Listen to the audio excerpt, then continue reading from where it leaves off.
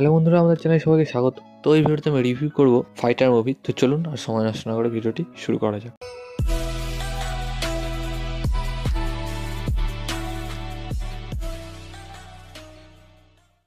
তো এই মুভিটি দেখার আমার হাইপ অনেকদিন আগে থেকেই ছিল এবং ট্রেলারটি খুব ভালো লেগেছিল এবং সিনেমাটি ট্রেলারটির থেকেও আরও ভালো করা হয়েছে।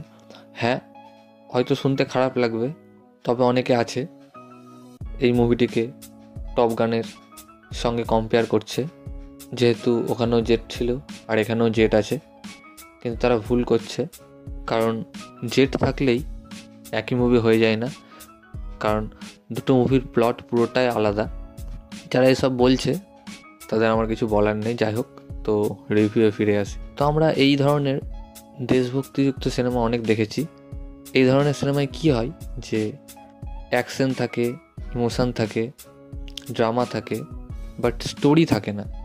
কিন্তু সিদ্ধার্থ আনন্দ একটা ভালো কাজ করেছে যে এই মুভিতে বেশ ভালো একটা স্টোরি এনেছে, কারণ সচরাচর এই ধরনের সিনেমায় আমরা স্টোরি একদম দেখতে পাই না।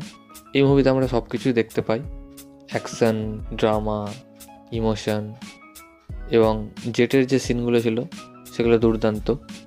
হ্যাঁ, হয়তো অরিজিনাল জেট চালালে সিনগুলো আরও ভালো লাগতো, বাট তাও বেশ ভালো লেগেছে।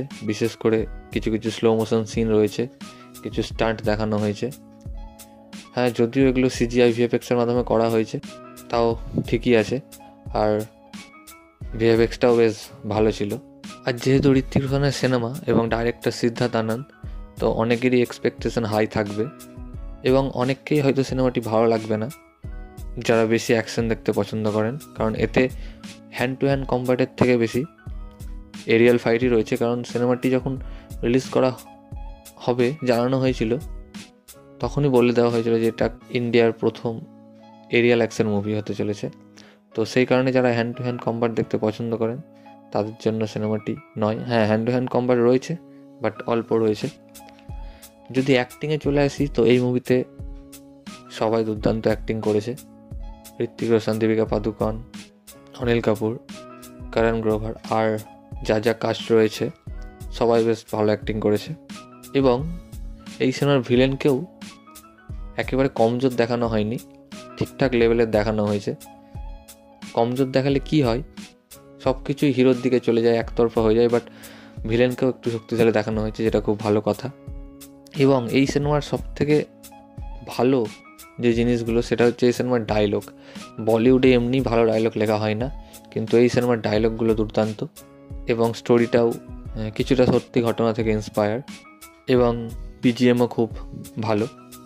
তা আমাকে তো সিনেমাটি বেশ ভালোই লেগেছে।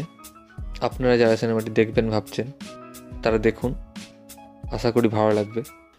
তো এই ভিডিওতে এতটুকুই গাইস। ভিডিওটি ভালো লাগলে অবশ্যই ভিডিওটাকে লাইক করুন, শেয়ার এবং চ্যানেলটিকে সাবস্ক্রাইব করুন, এবং আমাকে ইনস্টাগ্রামে ফলো করতে পারেন। লিঙ্ক আমি ডিসক্রিপশানে দিয়ে দেবো। ভিডিওটি দেখার জন্য থ্যাংক ইউ, ধন্যবাদ।